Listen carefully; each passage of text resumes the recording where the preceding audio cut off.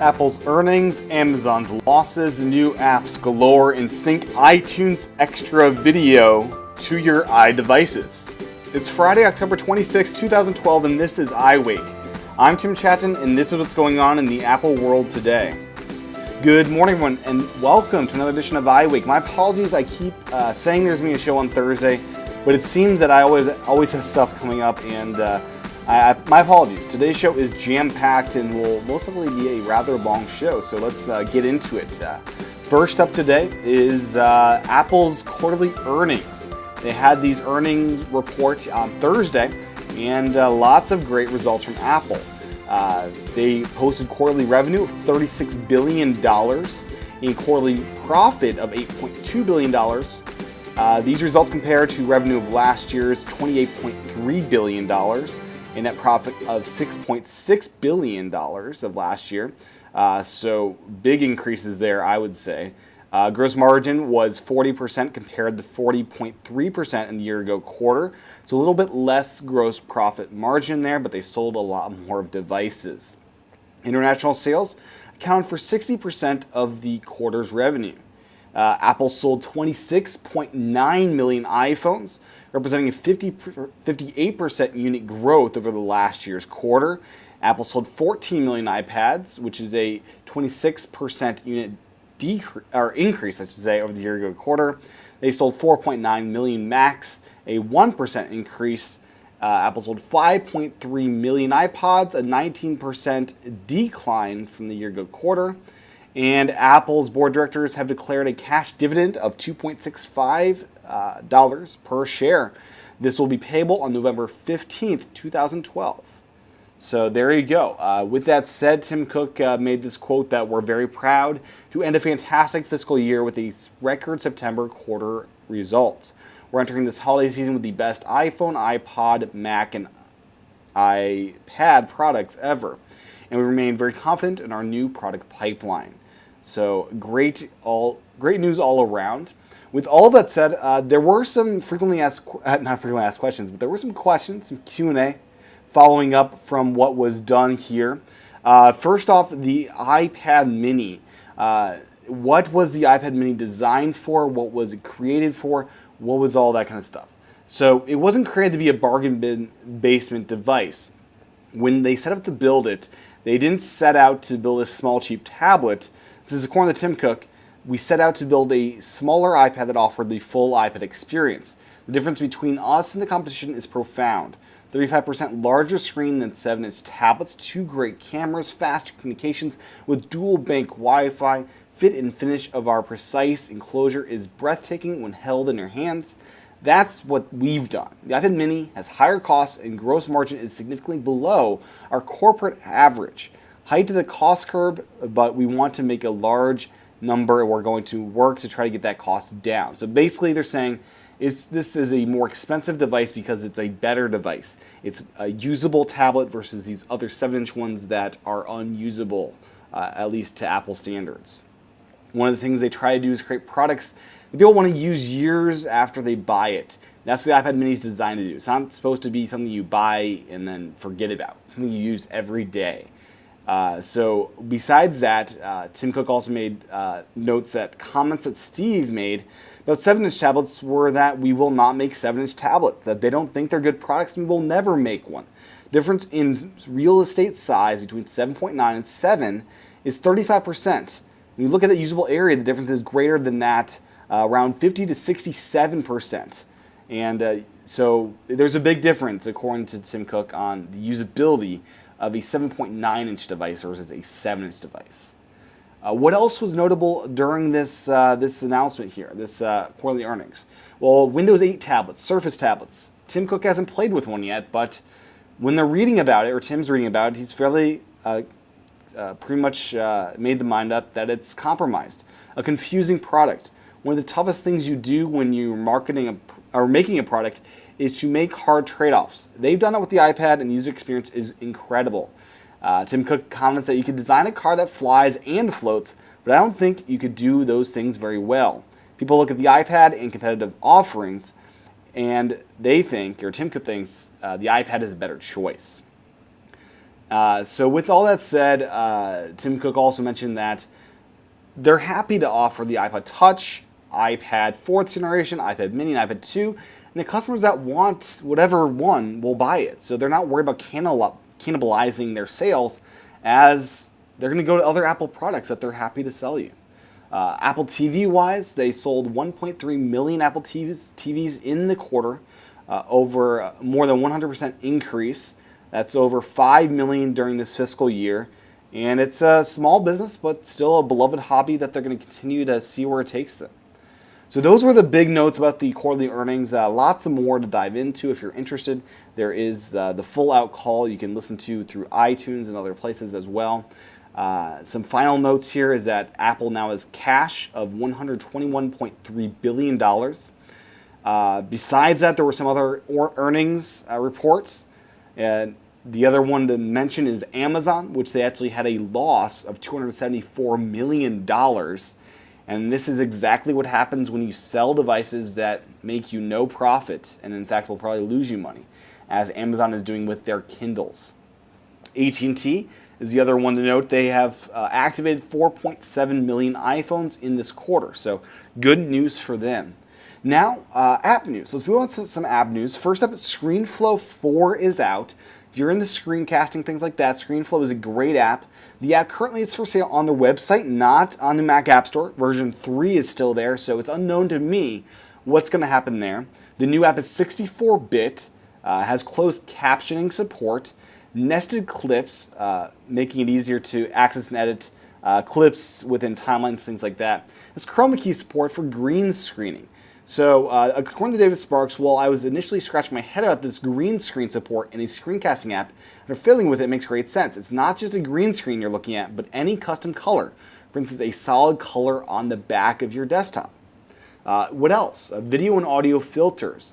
They've got more filters, making it even better for optimizing your video in different ways there.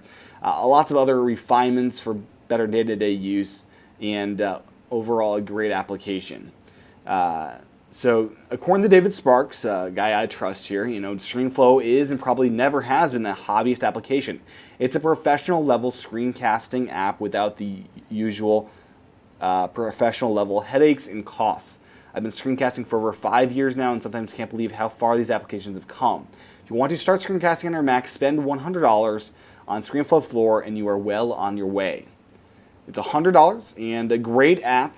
I personally find that QuickTime 10 does all that I need to do. But if you're in the screencasting in a big way, this is a great app for that. Next up is an app that I do own, that is Bartender. It is now out of beta. It is at version 1.0.2 now.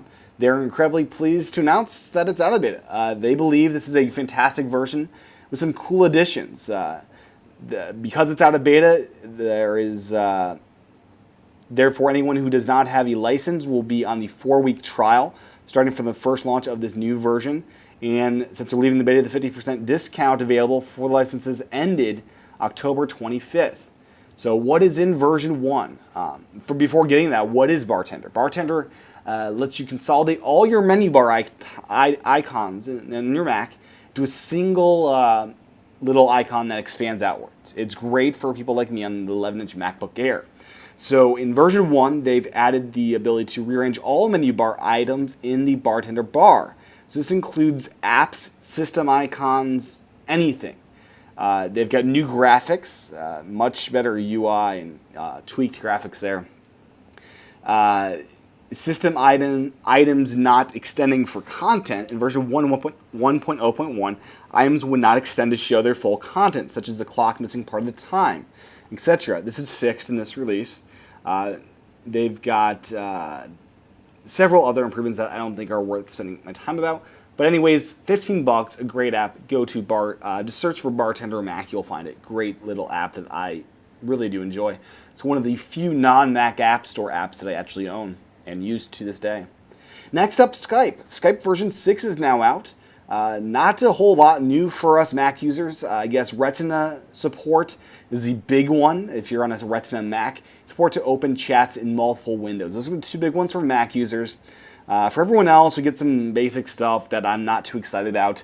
Windows Live Messenger, Hotmail, and Outlook contacts via Skype, merging all those accounts, and Facebook integration, stuff I really don't care about. So that's Skype 6. It's out now for Mac and Windows. Next up is coupons.com. The website now has Passbook integration. So great website with coupons, and now you can use Passbook with that. So very cool there. The next bit of app news is for Kindle on iOS. It now supports X-Ray for textbooks. So in this new version, X-Ray for textbooks lets you have instant access to all the most important terms and concepts in a book with glossary definition, linked to relevant textbook pages, and related content from Wikipedia and YouTube. It's only available for the most popular print replica textbooks. So that's that. I personally would recommend schools to use iBooks Author rather than Kindle, but that is just me. The last bit of app news is from an app developer that made the original Tweety app, which Twitter bought out. So the Twitter app, the developer of that app, the guy that invented the push down to refresh, I'm not sure what you call it, came out with a new game called Letterpress. The game takes place, according to TUAW, on a random, generally generated series of titles where two players connected via Game Center take turns coming up with words using only letters provided. So this is one of the premier games that actually uses this turn-by-turn Game Center thing that we got with iOS 5 or 6, I forget which one. The game adds a bit of strategy by letting players protect a tile as well as all of the letters bordering it. The opposing player is then prohibited from scoring the protected letters in their own words. The game ends when either all the tiles have been played at least once, or when both players run out of words to play. So this Letterpress, extremely addictive from what I've heard. I've not yet played it, but I would go out and download this free app. Very quality game and very cool game. On to cool news. So first up from Booker. These are the guys that give you ISBN numbers when you pay them money. Evidently, since 2006, self-publishing is up 287%. It's going up even more as I'll be writing my book, or publishing my book fairly soon. The other bit of news is WebOS on the television set is coming at CES 2013 from LG. So look out for that. Very curious to see what they'll do with that. In other news, Sprint, they now have tablet data plans because, of course, the iPad mini and the new iPads are coming to Sprint. So they've got plans starting at $15 for 300 megabytes. This undercuts AT&T's 250 megabyte plan at $20, I believe. $35 for 3 gigs of data. This is $5 more than AT&T on that end. And they have other plans, $50 for 6 gigs, $80 for 12 gigs. So not terrible plans and rather interesting. Right now, their data network is pretty terrible, but once LTE starts rolling out, I think it will be rather good. Next up, the infamous Beatles Apple Corp logo is now registered to Apple. This is a pretty famous logo that I think you've seen before. If not, go to the show notes to check out that logo. Next up, we now have the first Ultra HD TV for sale. This is the 4K display television. This one's 84 inches, sells for $20,000. It's made by LG, and it's in store in at least one store in Los Angeles. And this is insanely awesome and cool. I'm really impressed that we actually have a display that is out now. One thing I am concerned about is where's the content? If I plug in my Apple TV to it, will it look crappy? Will the interface items look bad? Will all that text, not scale up well? What's that going to look like? What are the 1080p video content going to look like? What is all that going to look like? Those are unanswered questions that if I buy this, I won't, but if people buy this, what are they going to show on this? So that's a question I have. So pretty impressive there. Into some event news. So just follow up from the event on Tuesday. The Fusion Drive has a Apple support document with all sorts of great details, so check that out. Apple's now has posted their colors ad for the new MacBook Pro Retina 13-inch.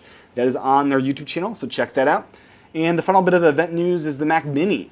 Evidently, it is catching up with the Mac Pro from 2010. Very comparable as far as speed, and there's more benchmarks and things like that in the show notes, and it's linked to there. Now, closing out the show, I got 2 more stories for you. The first one is that of the Hollywood sign in Los Angeles, or I should say Hollywood. Evidently, it's going through some repairs. Workers are going to be stripping out the letters with of the paint and pressure wash the exposed metal before priming and repainting them white. This will involve 275 gallons of paint and 110 gallons of primer, and should take 8 to 10 weeks to complete. So this is this is big news. It's the first time it's been done in quite a while, and I'm going to be sad though if they're going to be doing this repair while I am in Los Angeles, as I'll be flying through there and visiting Los Angeles for about a week in early November. So that's that. The final bit of things before the weekend here, iTunes Extras. So we all not we all, but those that have iTunes Extras will probably know these don't work on most devices. They work on the original Apple TV that runs a version of Mac OS X, and it runs on iTunes. You can't get the stuff on iPods, iPhones, iPads, pretty much anything besides full-out desktop computers. So I wanted to see, hey, can I at least get the videos without the fancy menu structure, things like that? And it turns out you can. So I did a YouTube video on how to do this. The basic gist of it is copy that iTunes Extra file, rename it from .ite to .zip. That will open up a folder, and in that folder you have access to the videos. These videos for the iTunes Extras are DRM'd, but you can throw these DRM'd videos into iTunes on your Mac and sync them over to iPods, iPads, or iPhones. It should also be noted that when you do download iTunes Extras, there are both HD and SD versions of iTunes Extras. So whatever option you have for downloading, those options apply for iTunes Extras content. So some of that may not play on your iPod. Make sure you're downloading SD versions if you want that playable on your iPod. Otherwise, just it's something to be aware about.